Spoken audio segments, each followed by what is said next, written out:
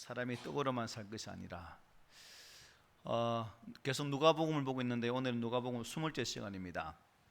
그동안 우리가 3장을 통해서 특별히 3장 21절 22절에서는 예수님께서 공생의 계시를 위한 준비 작업으로 무슨 일을 하셨습니까? 세례 요한에게 요단강에서 세례를 받으시는 장면을 우리가 보셨습니다. 그리고 이제 오늘 본문에는 공생의 계시를 위한 두 번째 준비로서 사단에게 시험을 받으신 그러한 내용이 나옵니다. 우리가 지난주에 묵상했던 것처럼 누가복음에는 이 두 사건 사이에 무엇이 나옵니까? 예수로부터 아담과 하나님까지 이르는 족보가 나오는 장면을 우리가 볼 수가 있었죠.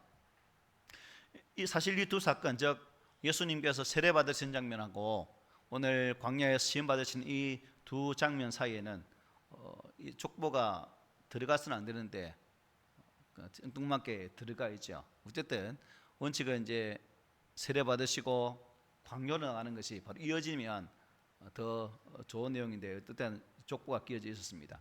그래서 이러한 사실은 오늘 보면 1절에 있는 것처럼 예수께서 요단강에 돌아오사라는 표현, 그리고 성령의 충만함을 입어라는 표현을 통해서도 우리가 알 수가 있죠.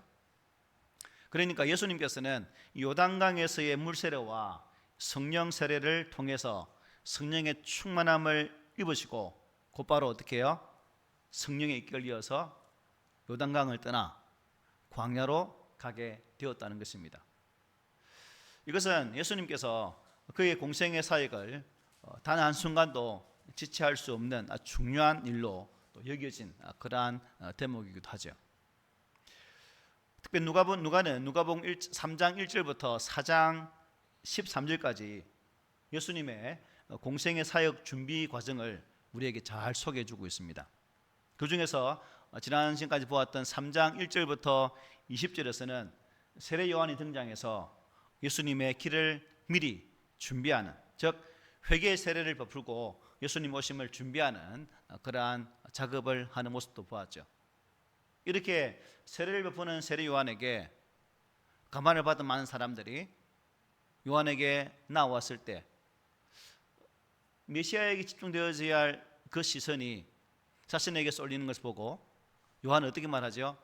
나는 그분의 신들매 풀기도 감당하지 못한다. 나는 너에게 물세례를 주지만 그분은 우리에게 성령의 불세례를 줄 것이다 라고 말씀하신 내용도 바로 그러한 대목에서 세례 요한을 이어서 오게 되어질 메시아를 더 부각시키기 위한 요한의 고백이기도 했습니다.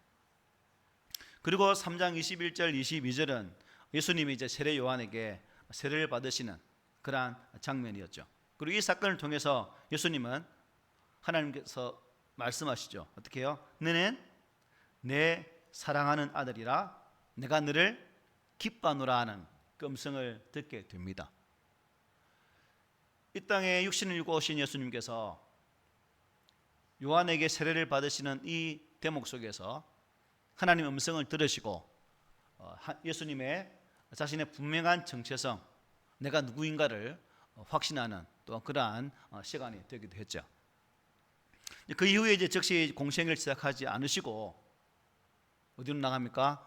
광야로 나가서 40일 동안 금식 기도를 하시게 됩니다. 오늘 본문 1절 2절에 이렇게 말씀하죠. 예수께서 성령의 충만함을 입어 요단강에서 돌아오사 광야에서 40일 동안 성령에게 이끌리시며 마귀에게 시험을 받으시더라. 이 모든 날에 아무것도 잡수시지 아니하시니 날수가 다함에 줄이신지라고 말씀하고 계십니다. 예수님께서 요단강의 세례를 받고 돌아오실 때 성령의 충만함을 입으셨다라고 성경은 말씀하죠. 이것은 우리가 이미 알고 있는 내용이죠. 예수님이 세례를 받으시고 기도하실 때 3장 21절 22절 보면 하늘이 열리면서 이렇게 말하죠. 성령이 비둘기 같은 형체로 그 위에 강림하셨다라고 기록해주고 있습니다. 예수님의 자신의 정체성도 분명하고 또 성령의 충만함도 힘입었다면 그냥 바로 공생의 사역을 나가시면 될 것인데 그렇지를 않았습니다. 우리 같으면 그렇게 판단하고 그렇게 하시겠죠. 그런데 어찌된 일인지 성령님은 하나님의 음성 가운데 하나님 아들인 것을 확정한 그 상황 속에서 예수님을 광야로 이끄시고 40일 동안 금식 기도하게 하셨습니다. 결국 이 기간 40일이라는 이 기간은 예수님의 본격적인 공생의 사역을 준비함에 있어서 최후의 마지막 연단의 또한 그런 기간으로도 우리가 볼 수가 있죠. 그것도 광야입니다. 광야.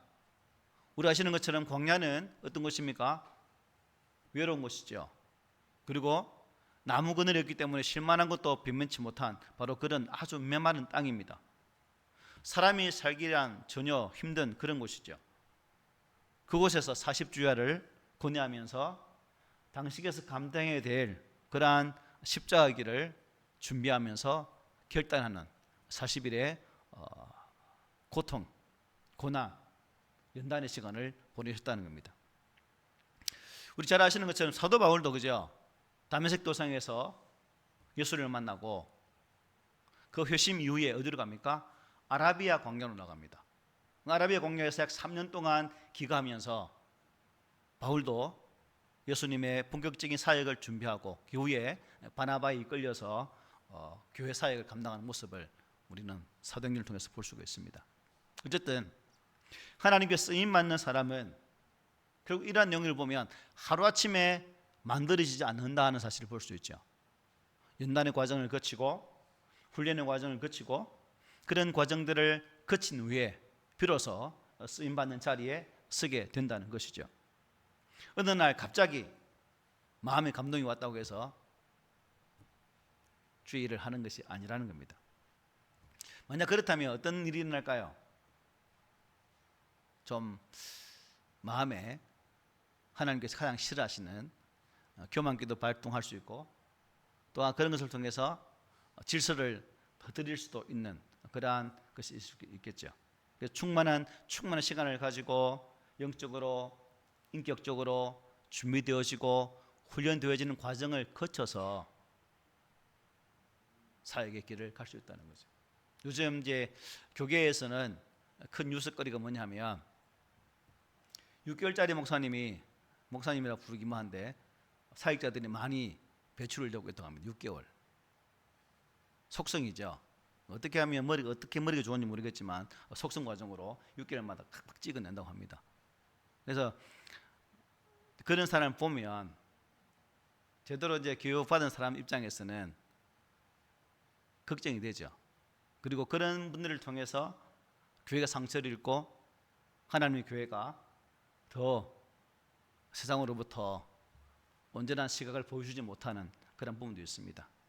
그런 측면에서 기존의 교회들이 더 바르게 서서 더 성도들이 훈련받고 말씀 위에 서서 온전히 나가는 모습도 이러한 것들을 또 끊을 수 있는 그런 과정 중에 하나로 저는 생각해 봅니다. 어쨌든 이 40일의 숫자는 유대인들에게는 특별한 의미가 있는 숫자죠. 그리고 모세를 보더라도 시내산에서 며칠 동안요 40일 동안 하나님과 함께 대면하면서 사역을 준비합니다. 엘리야도 어디 있어요? 호렙산에서 하나님을 준비하면서 40일 동안 그 속에서 고민하고 아파하는 그러한 기간이 있는 것을 보게 되죠. 어쨌든 오늘 본문에서 우리가 주목해야 될 내용을 한번 더 볼게요. 1절 2절에 보면 성령에게 이끌리시며 마귀에게 시험을 받으시더라 라고 말씀해요. 여기에서 성령에게 이끌리셨다는 것과 마귀에게 시험을 받았다는 이것은 어떻게 앞뒤가 잘 어울리는 문장입니까? 어울리진 않죠. 성령과 마귀는 정반대 아닙니까? 성령은 하나님 뜻에 순종하는 영이고 마귀는 하나님 뜻에 불순종하는 그런 영이죠. 그러니까 성령에 이끌리셔서 마귀의 시험을 받으셨다는 표현은 결국 어떤 의미일까요? 성령에 이끌려서 광야로 가셨고 거기에서 마귀에게 시험을 받으셨다라고 보는 것이 더 의미가 있겠죠. 그러니까 성령과 마귀가 동시에 예수님에게 역사하셨다는 뜻이 아니라 광야로 인도해 가신 분은 성령님이시고 거기에서 40일 금식 기도를 다 마쳐진 그 시점에 어떻게 해요? 마귀에게 시험을 받으신 거죠. 여기서 우리가 중요한 게 뭐냐면 사단의 시험은 어떻다는 겁니까? 어느 곳에서나 찾아올 수 있다는 겁니다. 한적한 곳일 수도 있고요, 사람이 많이 왕래하는 곳일 수도 있고요, 그야말로 어디서나 우리에게 공격해 올 수 있다는 겁니다. 그러므로 여러분이 살아가는 삶의 자리도 마찬가지입니다. 내가 은혜 충만해서 그 은혜에 감격해서 있을지라도 어떻게 해요? 마귀에게 시험을 충분히 받을 수도 있다는 사실입니다. 이 마귀는 때와 장소를 가리지 않죠. 어디서든지 우리 믿음의 사람들을 시험하려고 찾아옵니다. 예수님에게도 찾아오셔서 시험하시려고 합니다. 사단은 우리가 창세기를 보고 계시잖아요. 주일마다 인류 최초성 아담과 하와에게도 찾아와서 유혹하고 하는 장면을 보지 않습니까? 하나님과 함께 동행하는 그 장소에도 이러한 유혹으로 찾아왔다는 거죠. 하물며 우리가 순간순간 성령의 은혜 앞에서 사로잡히지 못하고 이 말씀의 은혜를 쓰지 못하면 이 사탄에게 너무 쉽게 넘어갈 수밖에 없다는 겁니다. 사단은 우리가 어느 곳에 있든지 시험하여서 넘어뜨리려고 합니다. 사단이 침투하지 못하는 곳이 있을까요? 없다는 거죠. 이 세상 어디에도 다 간다는 겁니다. 안전한 곳도 없다는 거죠. 사단의 시험은 유흥가에 가서 받는 것도 아니고 범죄자의 속으로 들어가서만 받는 것도 아니고 지금 이 자리에서도 충분히 받을 수가 있다는 겁니다. 기도하는 곳에서도 받을 수가 있고요, 예배하는 곳에서도 받을 수 있고요, 찬송하는 그 장소에서도 받을 수 있다는 것입니다. 사단의 시험은 어디에나 있다는 사실을 우리 항상 기억해야 되겠죠. 그러므로 성도들은 한시라도 이 마음을 놓아서는 안 되고 어떻게 해요? 영적으로 태만해서도 안 된다는 겁니다. 어디에 있든지 무엇을 하든지 항상 깨어 기도하면서 진리의 말씀으로 무장하여서 사단에게 어떠한 틈도 주지 않는 그러한 우리 모두가 되었으면 합니다. 자, 마귀는 광야에까지 예수님 찾아가서 시험을 합니다. 넘어지게 함으로써 뭘 하기 위함이죠? 하나님의 뜻을 이루지 못하게 하기 위함이겠죠. 그 목적을 이루기 위해서 예수께 찾아왔습니다. 그래서 마귀는 몇 가지 시험을 하죠? 세 가지 시험을 합니다. 오늘은 그 세 가지 중에 그 첫 번째 시험을 살펴보기로 하겠습니다. 3절에 보니까 이렇게 말씀합니다. 마귀에게 이르되 네가 만일 하나님의 아들이었든 이 돌들에게 명하여 떡이 되게 하라 말합니다. 마귀가 예수님을 시험하기 위해서 했던 말을 한번 잘 생각해 보십시오. 내가 만일 하나님의 아들이거든, 이 말입니다. 앞서 예수님께서 세례 받으실 때 하늘에서 음성이 들렸죠. 무슨 음성이 들렸다 했죠? 너는 내 사랑하는 아들이라 내가 너를 기뻐하노라는 말씀이 들렸어요. 이 하나님 음성은 예수님에게서, 예수님은 뭐예요? 하나님 아들이라는 분명한 그 사실을 전해 준 내용이기도 합니다. 그런데 사단은 바로 그 부분을 지금 공격하고 있는 거죠. 네가 정말 하나님의 아들이냐? 라고 묻고 있는 겁니다. 네가 정말 하나님 아들이면 증명해 보라는 거예요. 증명해 보라. 여러분, 불신 가정의 사람들은 이 부분을 충분히 이해할 수 있을 거예요. 저도 많이 경험한 부분이거든요. 네가 정말 하나님이 살아있다면 지금 이 자리에서 하나님 살아있는 것을 한번 보여주라, 이런 소리 참 많이 들었습니다. 모태신앙을 가진 가정의 사람분들은 이런 시험을, 이런 내용을 못 먹겠지만 학교에서도 늘 수 있겠죠. 그런데 가정에서부터도 이런 부분에 많이 부딪혔죠. 네가 하나님의 자녀라고 하는데 네 애비 앞에 놔두고 하나님이 네 아버지라고 하는데 그러면 네 아버지가 네한테 뭐 했는 거 한번 보여달라니까 이런 내용들. 결국 세상도 마찬가지죠. 우리에게 네가 정말 예수 믿는 사람이라면 예수 믿는 자의 그 모습을 보여주고 하나님의 기적을 내한테 한번 보여줘. 그러면 내가 예수 믿을게 라고 말을 한다는 겁니다. 이것은 여러분 예수님께 다가왔던 사단의 계획이나 오늘 이 시대에 우리에게 다가오는 사단의 모든 시험 또한 여전히 동일한 모습으로 역사하고 있다는 사실을 깨닫게 되죠. 우리가 여러분 하나님의 자녀됨은 무엇에 근거해서 알 수 있을까요? 여러분들이 하나님의 자녀라는 사실을 무엇에 근거해서 알 수가 있어요? 나는 하나님 자녀입니다 라는 그 확실한 근거가 되는 것이 어디예요? 하나님의 말씀이죠. 말씀. 요한복음 우리 잘 아는 말씀입니다. 우리 함께 읽어봅시다. 시작. 영접하는 자 곧 그 이름을 믿는 자들에게는 하나님의 자녀가 되는 권세를 주셨으니 이는 혈통으로나 육정으로나 사람의 뜻으로 나지 아니하고 오직 하나님께로부터 난 자들이니라. 예, 말씀이 증거하니까 그 말씀이 하나님 말씀이니까 그 말씀에 의지해서 예수를 믿으면 하나님 자녀가 되구나 라는 것을 알게 된다는 거죠. 우리가 보고 있는 로마서도 마찬가지입니다. 로마서 8장 14절부터 17절 우리 같이 읽어볼까요? 시작. 무릇 하나님의 영으로 인도함을 받는 사람은 곧 하나님의 아들이라. 너희는 다시 무서워하는 종의 영을 받지 아니하고 양자의 영을 받았으므로 우리가 아빠 아버지라고 부르짖느니라. 성령이 친히 우리의 영과 더불어 우리가 하나님의 자녀인 것을 증언하시나니 자녀이면 또한 상속자 곧 하나님의 상속자요 그리스도와 함께한 상속자니 우리가 그와 함께 영광을 받기 위하여 고난도 함께 받아야 할 것이니라. 아멘. 하나님의 자녀이면 후삼이 뭐도 있다는 거예요? 결국 고난도 있다는 거예요. 그래서 우리가 하나님의 자녀 구원받았던 그 분명한 확신은 말씀에 근거해서 더 우리 속에 확신을 가져올 수 있는 거죠. 우리가 하나님 자녀된 것은 어떤 증거가 필요한 것이 아니에요. 우리가 무엇을 보여줘야 되는 것은 아니라는 겁니다. 우리의 믿음은 오직 하나님의 말씀인 성경에 기초해야 된다는 거죠.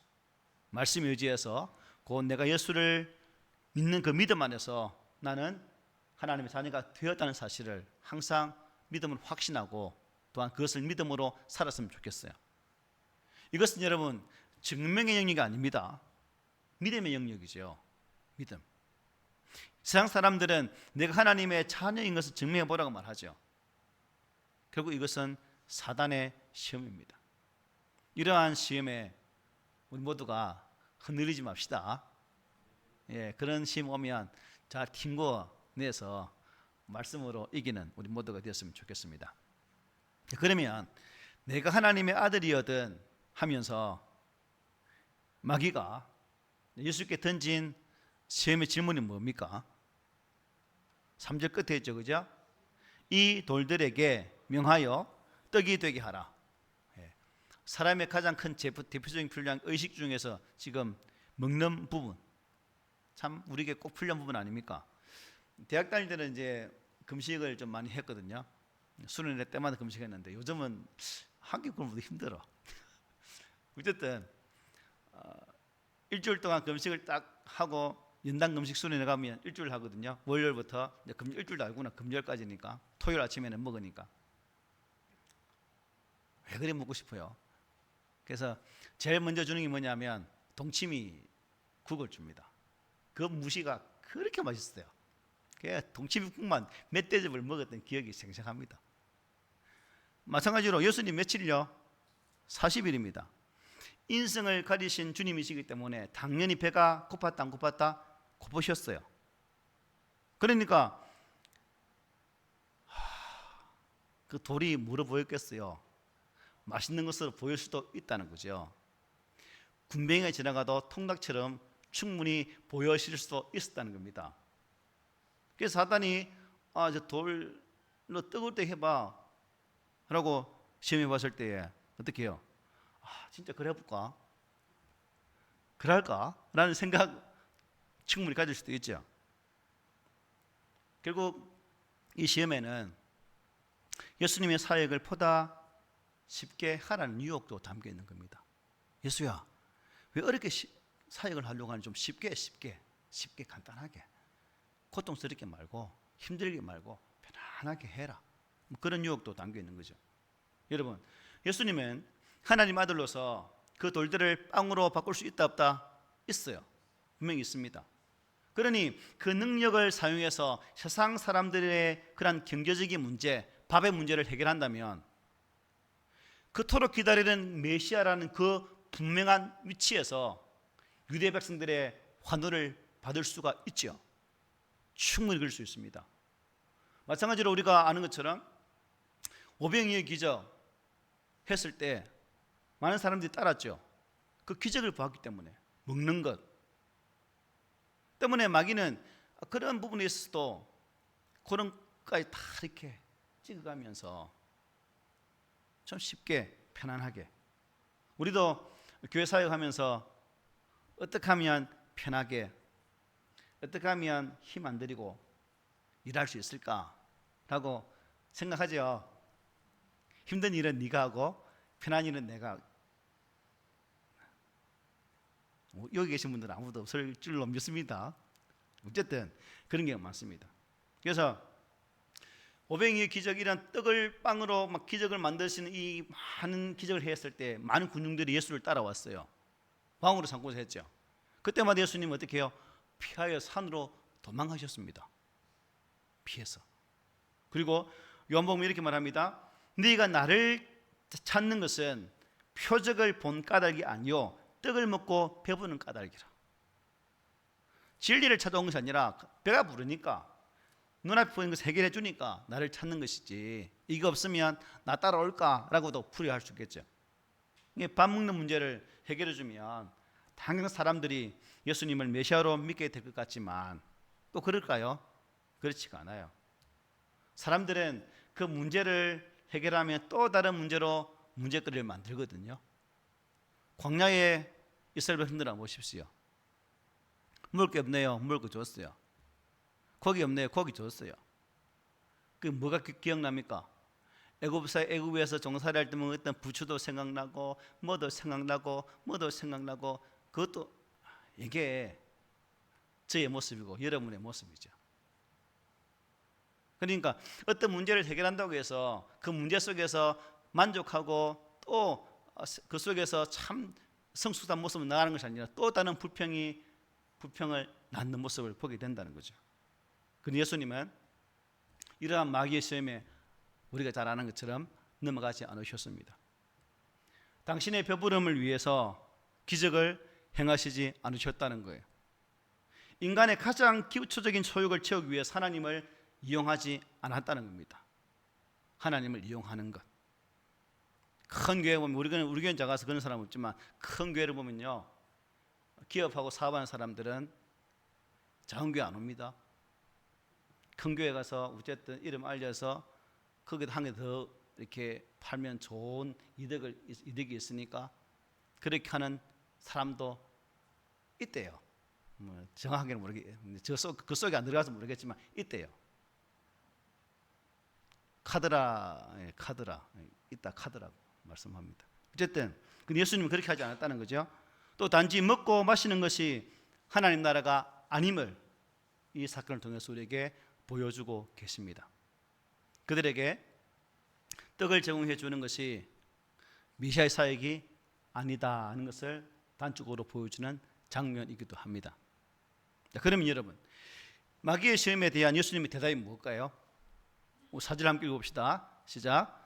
예수께서 대답하시되 기록된 바 사람이 떡으로만 살 것이 아니라 하였느니라. 아멘. 이 말씀은 신명기 8장 3절의 말씀의 인용이죠. 신명기 8장 3절 읽어봅시다. 시작. 너를 낮추시며 너를 줄이게 하시며 또 너도 알지 못하며 내 조상들도 알지 못하던 만나를 내게 먹이신 것은 사람이 떡으로만 사는 것이 아니요 여호와의 입에서 나오는 모든 말씀으로 사는 줄을 내가 알게 하려 하심이니라. 아멘. 이 신명기의 말씀은 이스라엘 백성들이 40년간 광야 생활을 할 때에 하나님께서 날마다 이 만나를 내려주신 그 의미를 풀어주고 있는 말씀이에요. 만나는 무슨 뜻이에요? 이게 무엇이라는 뜻이 아닙니까? 그래서 그 출처를 알 수 없는 기적의 음식이었습니다. 만나가 없었더라면 여러분, 이스라엘 백성들은 광야에서 어떻게 됐을까요? 굶어 죽었겠죠. 이제 인간적인 생각에 그래서 굶어 죽었죠. 근데 하나님 또 어떻게 살리셨겠죠. 당신의 백성 나라, 당신 나라 만들 사람인데, 그죠? 그런데 모세는 그들이 살아있는 것은 만나 때문이 아니라 뭐예요? 하나님 때문인 거죠. 만나를 먹어서 너가 살아있는 것이 아니라 하나님이 계시기 때문에 너희들이 살아있다고 말씀하는 거예요. 하나님 계시기 때문에. 그들이 만나를 먹기 때문에 살아있는 것이 아니라 하나님의 만나를 내려주셨기 때문에 살아있음을 분명히 말씀하고 있는 거예요. 결국 모세는 이 말씀 통해서 우선순위를 어디 두고 있는 거예요? 만남이 하나님입니까? 하나님이라는 거죠. 하나님 계셨기 때문에 만나가 주어진 것이고 우리가 그 만나를 먹어서 살아있다는 거죠. 결국 모든 죽지 않으면 그놈이 누구라는 거죠? 하나님이라는 거예요. 하나님. 그래서 떡으로만 살 것이 아니라 하나님의 말씀으로 살 것이다라고 모세가 힘주어 말씀하고 있는 거죠. 사람의 생존의 가장 필수적인 요소는 밥이 아니라 그 밥을 주시는 누구요? 하나님이시다 하는 거죠. 하나님.